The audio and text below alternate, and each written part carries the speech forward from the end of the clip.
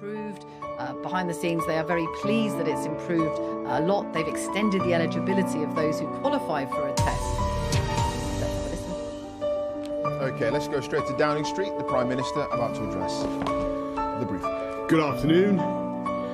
Welcome everyone again to this Number 10 press conference, where I'm joined by Professor Chris Whiddy, Chief Medical Officer, and Sir Patrick Vallance, our Chief Scientific Advisor. And I'm sorry not to have been part of this trio for so long. I want to thank everybody who's been doing such a good job in my absence, and I want to thank the NHS for so much, including getting me back here, and I might add, for a much happier hospital visit yesterday. In a few minutes I'm going to hand over to Patrick and to update you on the epidemic, but first I'm going to set out today's latest data.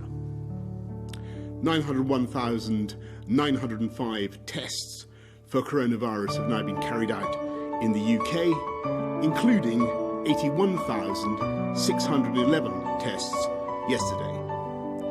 171,253 people have tested positive. That's an increase of 6,032 cases since yesterday. 15,043 people are currently in hospital with coronavirus, compared to 15,359 people yesterday.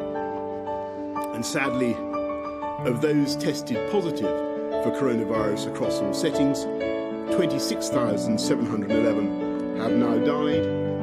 That's an increase of 674 fatalities since yesterday across all settings. This figure, of course, includes deaths, not just in hospitals.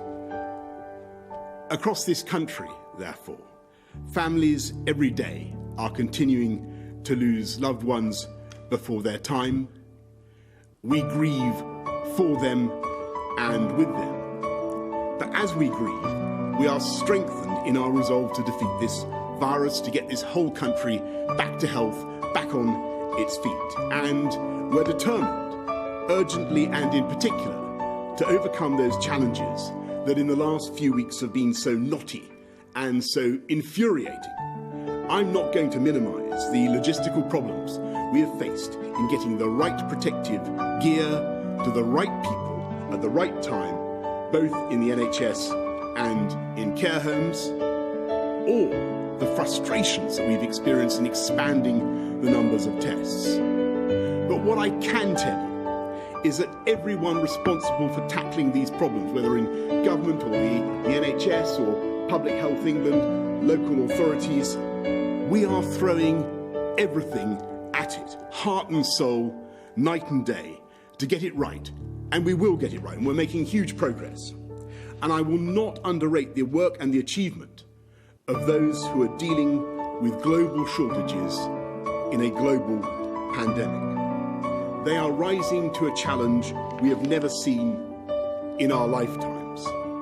And the same can be said of the entire people of this country, staying in enforced confinement, not seeing family, not seeing friends or grandchildren, worrying about their jobs and the future. And so my message to everyone again today is your effort and your sacrifice is working and has been proved to work. Today, the number of COVID hospital admissions is falling, the number of patients in ICU is falling.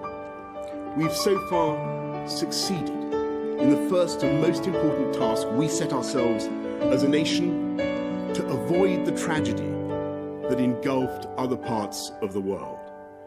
Because at no stage has our NHS been overwhelmed. No patient went without a ventilator. No patient was deprived of intensive care. We have 5 of the 7 projected Nightingale wards.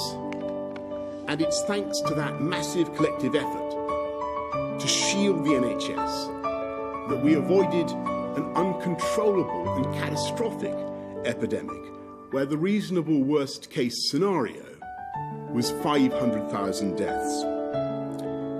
And so I can confirm today that for the first time, we are past the peak of this disease. We're past the peak and we're on the downward slope. And we have so many reasons to be hopeful for the long term. The UK is leading international efforts to find a vaccine.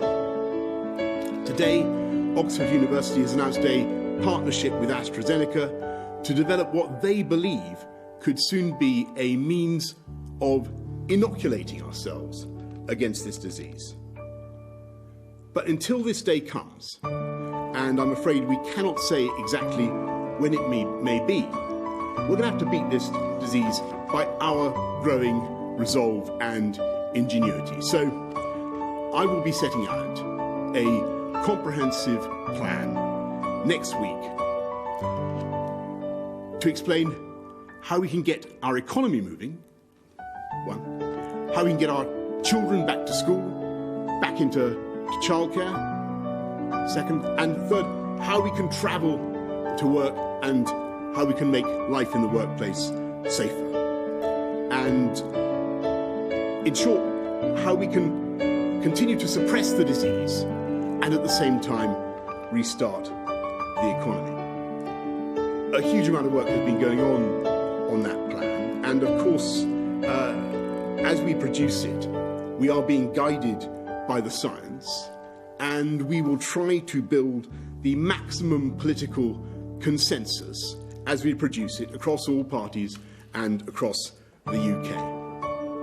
But there will be 5 key tests that we must satisfy before we can put that plan into action. We must be sure that we can continue to protect the NHS and its ability to cope. Number 2, we must see a sustained fall in deaths.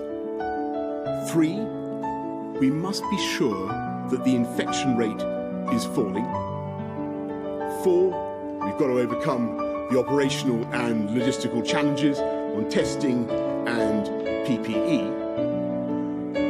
5th, and this is the most important, we must all make sure that the measures we take do not risk a second spike that would overwhelm the NHS.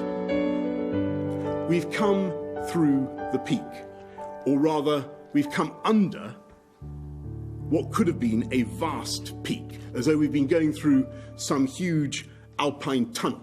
And we can now see the sunlight and the pasture ahead of us. And so it is vital that we do not now lose control and run slap into